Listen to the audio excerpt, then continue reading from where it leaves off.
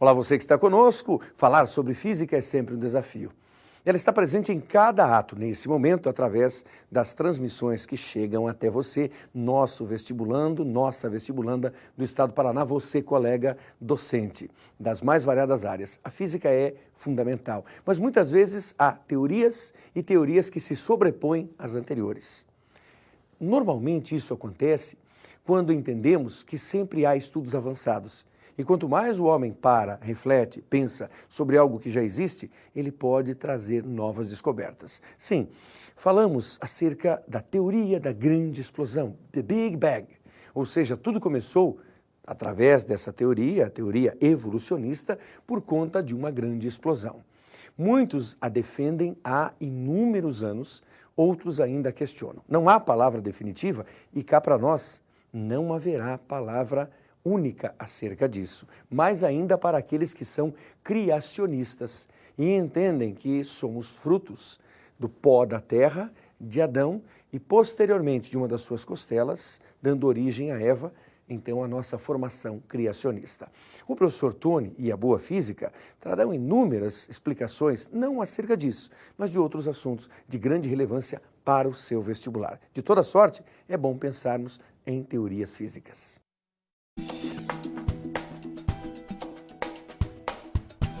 Olá, aluno Eureka! Que bom estar com você, mais uma aula de física.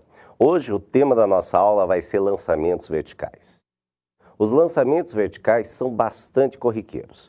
Quando deixamos cair um objeto de uma certa altura, estamos tendo o que nós chamamos de queda livre. Enquanto, quando a gente atira um corpo verticalmente para cima, nós temos esse movimento que nós chamamos lançamento vertical para cima. E ambos esses movimentos, tanto queda livre quanto o lançamento vertical, está sob a ação da força da gravidade. Imagine agora a seguinte situação, abandonando uma pedra e uma folha de papel, ao mesmo tempo e da mesma altura. Quem chega primeiro ao solo? Essa é fácil, vai pensar, é a pedra. Por que será? Você deve dizer, porque a pedra tem mais massa, então ela chega primeiro. Ou também você pode formular uma outra hipótese. Pode dizer, a pedra vai chegar porque ela vai ter menos atrito com o ar. Bem, e agora se acontecermos a gente amassar essa folha de papel, ou seja, fazer uma bolinha de papel, o que vai acontecer? Qual vai chegar primeiro? Alguns vão dizer a pedra novamente, outros vão dizer a bolinha, outros vão optar por dizer que as duas vão chegar ao mesmo tempo. Mas o que realmente vai acontecer?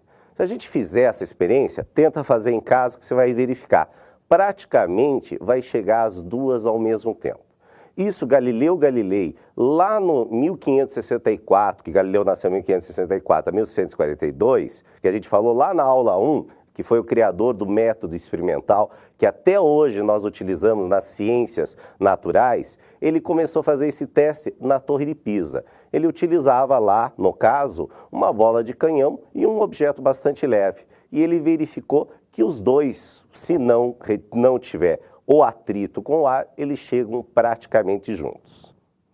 Na Itália, o Galileu já observava um fenômeno muito similar a essa experiência simples que eu estou propondo para vocês.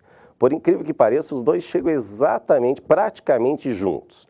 Utilizando, nós falamos ali que o que interfere a chegada dos dois exatamente juntos é o atrito. É o atrito com o ar. Então, se a gente retirar o ar ali que faz o atrito, nós podemos fazer o que a gente chama de um tubo de Newton, um tubo de vácuo. Nessa experiência, fazendo esse tubo de vácuo, nós colocamos os dois objetos, eles caem exatamente ao mesmo tempo. Ou seja, pode parecer até absurdo. Colocar uma pedra e uma pena, eles vão cair com a mesma aceleração, ou seja, a aceleração da gravidade. A aceleração da gravidade é praticamente a mesma em toda a superfície do globo terrestre, tendo sempre a direção vertical e o sentido apontado para o centro da Terra. Relembrando lá da aula 1 ainda, nós temos isso que é uma grandeza vetorial, porque a gente precisa saber, além do módulo, a direção e o sentido. Agora nós vamos começar a estudar o primeiro movimento que tem a ver com os lançamentos verticais, que é o movimento de queda livre. A queda livre acontece sempre próximo à superfície terrestre. está sujeita à força ou à força gravitacional, ou seja, à aceleração gravitacional. Ela é um movimento retilíneo uniformemente variado, o que a gente já viu nas aulas anteriores, o mr e o v, e o seu movimento é sempre uniformemente acelerado. O que quer dizer isso? Nós vamos ter sempre a velocidade aumentando e a aceleração também positiva, ou seja, no caso a nossa aceleração é a aceleração gravitacional. Bem, relembrando as funções horárias para a queda livre, que são muito parecidas, porque saem exatamente do movimento retilíneo uniformemente variado. Então, relembrando a formulazinha do mr e o v, nós temos que x é igual a x0 mais v0 vezes t, mais 1/2 da aceleração vezes o tempo ao quadrado. Relembrando, o x é a posição final, o x0 a posição inicial, v0 a velocidade inicial, t o tempo, a aceleração é o a e o tempo novamente. Agora, o que vai diferenciar a nossa fórmula para a queda livre? Que em vez de nós termos o x, nós vamos trabalhar com h para a altura. Em vez do x0, a gente vai ter o h0. E a velocidade e o resto das incógnitas vão ser exatamente o mesmo. Agora, no lugar do h0, sempre nós vamos considerar a posição inicial 0. E a velocidade inicial, que ele vai ser abandonado, sempre com velocidade inicial 0 também. E, no caso da aceleração, vai ser o g. Então, nós vamos ter a função horária da posição para a queda livre da seguinte maneira. H é igual a 1/2 de g vezes o tempo ao quadrado. Agora nós vamos ver uma outra função que a gente já trabalhou também no mr e o v, que é a função horária da velocidade escalar. Relembrando no mr e o v, nós tínhamos a formulazinha como v igual a v0 mais a aceleração vezes o tempo. O que muda aqui é que a nossa velocidade inicial vale 0, então ela desaparece, e a nossa aceleração vai ser a aceleração da gravidade que nós utilizamos o g. Então a nossa formulazinha para a queda livre vai ficar v é igual a g vezes t.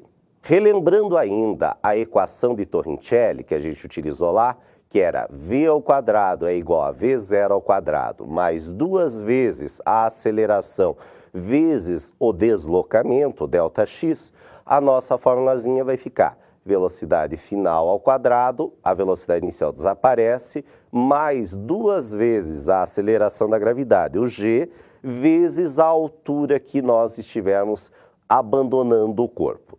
Agora a gente vai trabalhar com os diagramas para a queda livre. Igualmente a gente fez para o mr e o v e para o mr e u, nós vamos também ter alguns diagramas horários para a queda livre. Nós temos o diagrama horário das alturas ou posições, que ele é muito parecido com o que a gente trabalhou do mr e o v.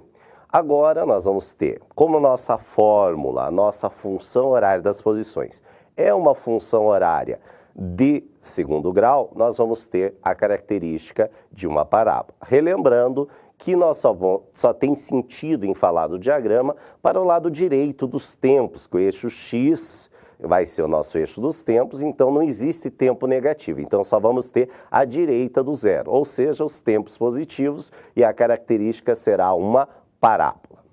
Já o diagrama horário das velocidades vai também ser parecido com o mr e o v, que vai ser uma função crescente, nesse caso, que a velocidade vai começar em 0 e vai aumentando no decorrer do tempo. Então, no eixo do x vai ser o nosso eixo dos tempos e o nosso eixo y vai ser a nossa velocidade. E ela sempre será crescente para nossa queda livre. O outro diagrama é o diagrama da aceleração. Relembrando, tudo aquilo que a gente viu no MRU está valendo aqui. A única coisa é que os gráficos vão ter algumas características especiais. No caso da aceleração, é a aceleração da gravidade. E o nosso corpo, e a nossa aceleração da gravidade, normalmente nós vamos trabalhar com 10 metros por segundo ao quadrado e ela vai ser invariável próximo à superfície terrestre. Para os exercícios, sempre invariável. E daí nós vamos ter a característica que vai ser uma função constante, de primeiro grau também uma função constante e que vai estar sempre acima do eixo dos tempos, que no caso é nosso eixo X, que é o nosso eixo dos tempos, e ele vai ser sempre uma reta paralela ao eixo do X. E lembrando, não tem sentido a gente desenhar o gráfico para o lado esquerdo, porque não existe tempo negativo. Agora nós vamos dar uma paradinha e voltamos depois para ver um outro tipo de lançamento, que é o lançamento vertical para cima.